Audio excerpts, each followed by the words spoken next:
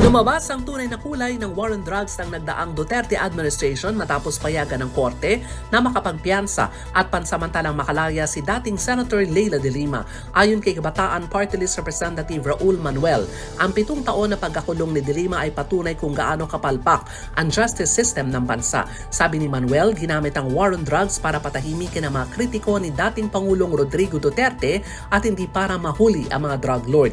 Paliwanag ni Manuel, hindi lamang dapat maripaso ang kaso ni de Lima at maging daan din ito para mapabilis ang pagdinig sa kaso ng mga biktima ng war on drugs ng nagdaang administrasyon.